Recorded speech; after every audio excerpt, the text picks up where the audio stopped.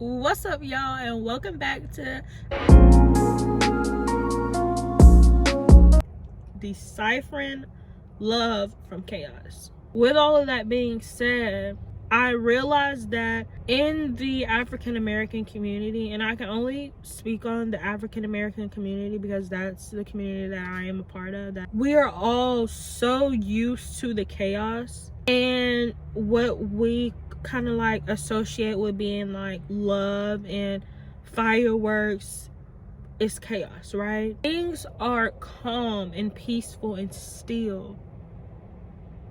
We automatically assume that the love has died, when in fact that is the love, right? Love is kind, love is patient, it doesn't keep track of wrongdoings. If love is patient and kind, it would be viewed and be looked at as, like still, like calm, right? And I feel like in my community, when the love is truly present, when it's calm and still and patient and kind, we run from it. And I realize that we run from it because we have unhealed trauma. And I feel like, over these past few years, I've noticed that it's so hard to do so because this generation has also normalized like very public relationships. And the image that most of these public relationships have, it seems, pretty legit, but later on you find out that behind closed doors it wasn't really legit. It lacked true love, right?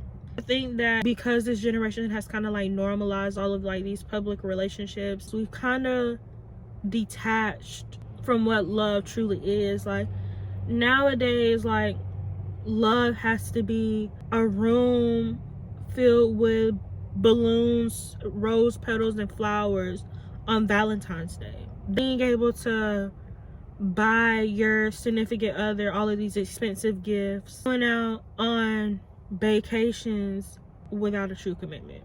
And I was guilty of this, living with someone without a true commitment, without a legal commitment.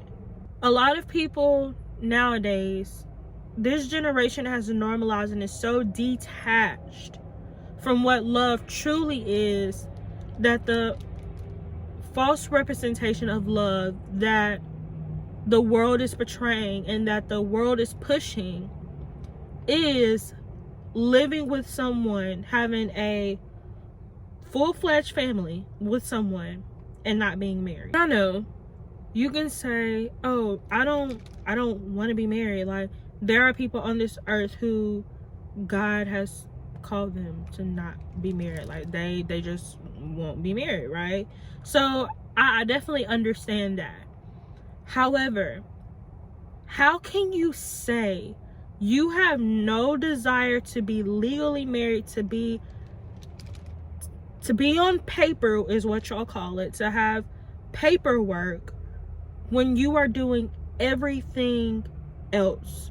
You're having sex, you have kids, you're sharing a house, you're splitting the bills up, you go on vacations, you buy cars, you buy expensive gifts. So you're doing everything under the sun but committing and making it official.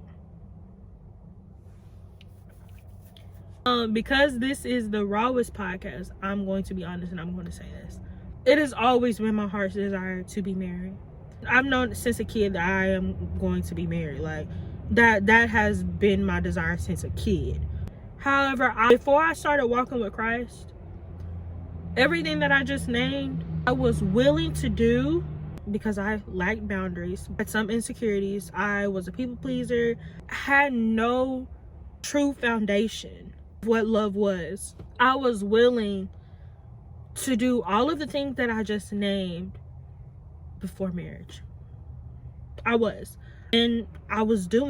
living with my ex with no legalities, no real commitment. You know what I'm saying? Like, it's kind of sad because you notice, like, I was once in the world. I completely understand why. However, because I am now walking with Christ and I have my own personal relationship with God, there are a lot of like celebrities that I actually follow, and you know, some I actually like tune into, and I'm not gonna say this person's name. I remember there was this moment, this person mentioned that they had no desire to be married on paper. And I remember reading the comments, and a lot of people were saying, you know, and I'm gonna be honest, I 100% agree with it.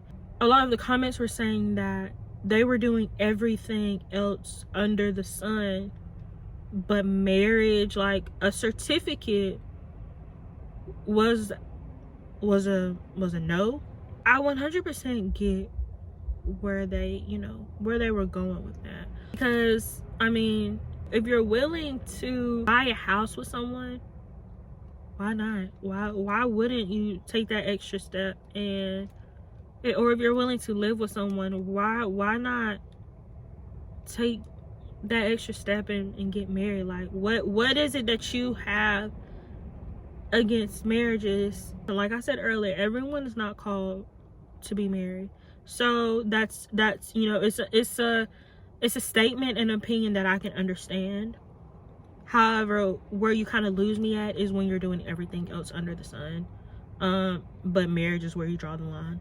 And this is not me judging at all, because like I said, at one point I was doing that exact same thing.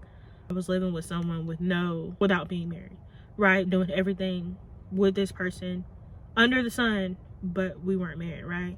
So I'm not judging by any means. I have no room to judge. Who am I to judge?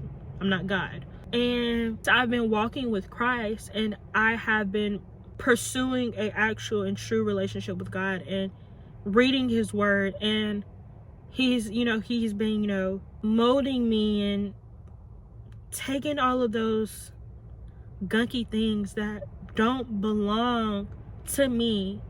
He's taken them all. I realized, and again, I want to specify this, I only realized this because I've been walking with Christ. I've been walking with Jesus because I have a relationship with Jesus, right? But not wanting marriage but doing everything that a married person does.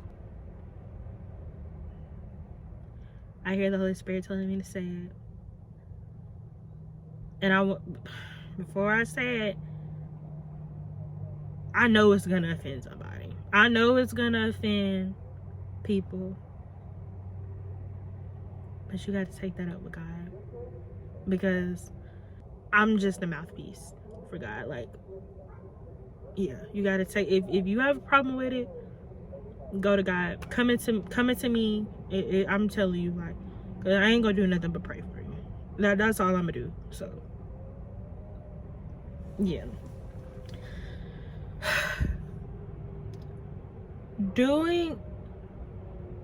Doing everything that a married person does, but in no desire to be married, but doing all of the things that married people should do or do, is demonic.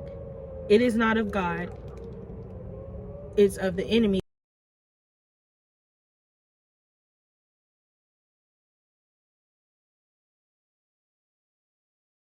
To kind of soften what I just said, the enemy has no desire, does not want to see two people come together, right? And in the beginning, in Genesis, God created man and woman. He created man first, and then he said that I'm gonna make him a partner. And actually he didn't, his words weren't partner. I think he used the word companion. Reasoning for doing so was because it's not good for a man to be alone. So he made him a wife.